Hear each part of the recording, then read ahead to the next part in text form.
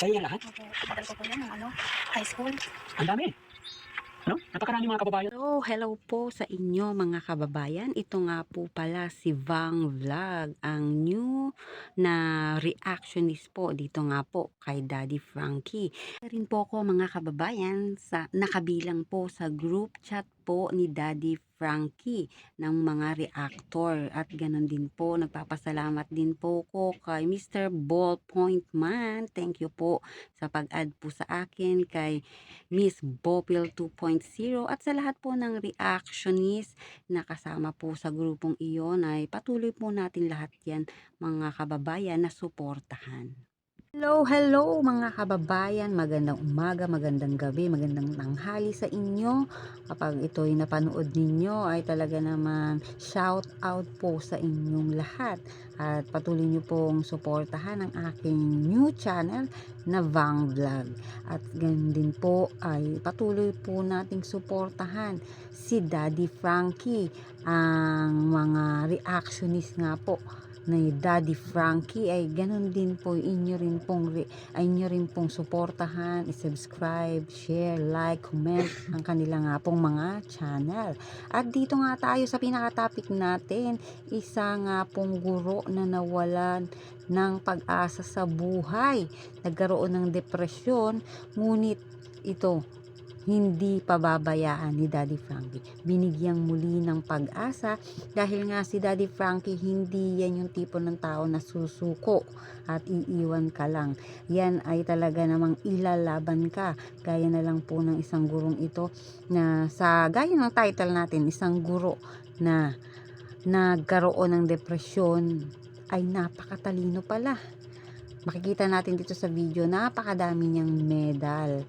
Marami po siyang achievement sa buhay, ngunit nagkaroon siya ng depression dahil nga sa kanyang kasintahan. At syempre, hindi naman natin masasabi yan sa ating buhay kung kailan yan dadating. Kaya naman, mapapasalamat na lang talaga dito nga po sa pamilya ni Mary Jane na talagang suporta ang kailangan. Kaya naman kahit papaano, na itong dinalaw nga po ni Daddy Frankie si Mary Jane, na makikita natin na maayos na nakakausap. Dahil nga umiinom din pala siya ng kanyang maintenance at yun ay consistent niya nga pong iniinom. Kaya naman nais ni Daddy Frankie na mas matulungan pa ito nga pong si Mary Jane dahil nga gusto rin niya mapadali ang paggaling nga po ni Mary Jane, mga kababayan natin. Kung iisipin natin, mukhang magbait at magandang guro ito nga pong si Mary Jane at binigyan nga po ito, pinasalubungan ni Daddy Frankie ng mga prutas na kakailanganin niya sa kanya nga pong pang-araw-araw na buhay.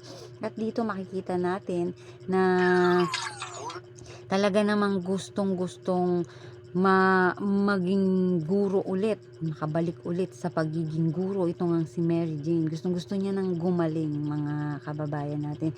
Kaya dito si Daddy Frankie, lagi siyang binibisita, chine-check kung ano na ang kanyang kalagayan, ano pa ang mas maitutulong sa kanya na mas maganda at mapapadali ang kanyang paggaling. Kaya dito naman ay tingnan natin ang video nga po ni Daddy Frankie. Mga kababayan, hindi ko sinasabing mahina or what. Pero syempre, di ba, may mga gagawin pa tayo.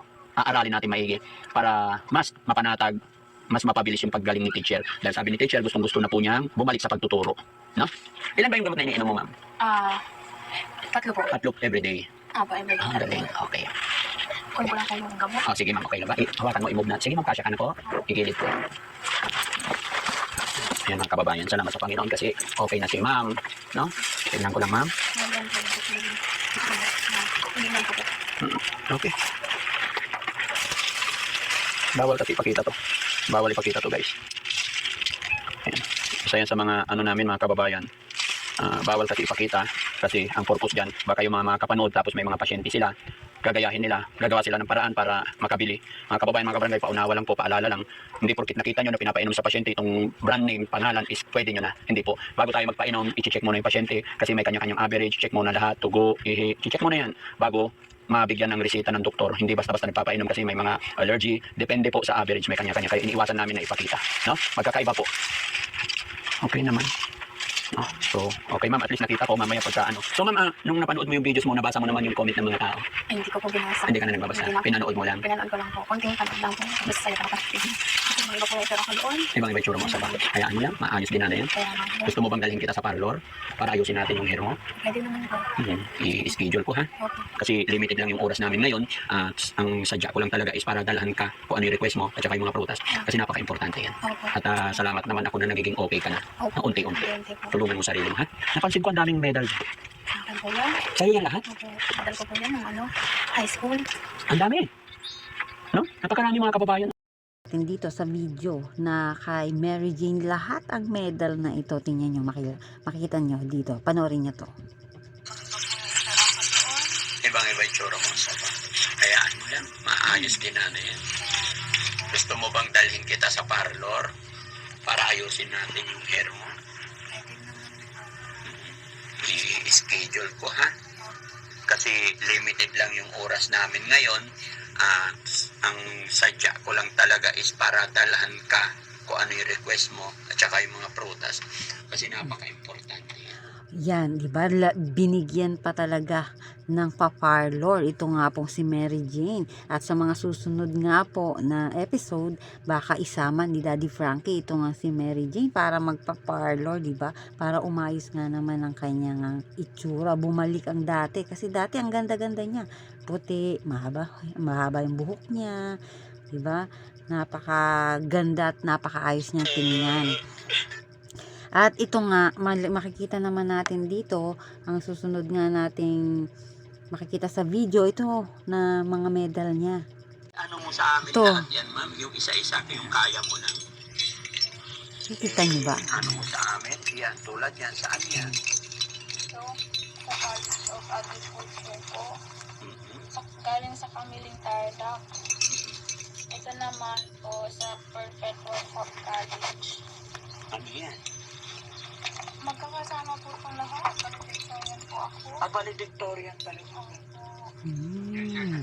Nakita niyo yun? Valedictorian pala itong si Mary Jane. Ang dami niyang award. Kahit ng teacher siya, marami siyang medal na bigay at galing sa DepEd sa mga schools, di ba? Ang galing-galing niya. Kaso, sa sobra siyempre siguro niyang talino, nagkaroon din talaga siya ng depresyon na hindi niya nakinaya. Kaya naman, buti na lang, ay ngayon nagiging maayos na siya mga kababayan natin. At sa tulungan ni Daddy Frankie, sa tingin ko gagaling si Mary Jane. Kaya tayo, wag din tayong mawala ng pag-asa dahil si Mary Jane ay sinisikap niya na sana nga ay maging umayos na at gumaling na nga siya sa lalong madaling panahon. At yan ay aantayin natin dito nga sa mga susunod mong mga vlog ni Daddy Frankie, mga kababayan.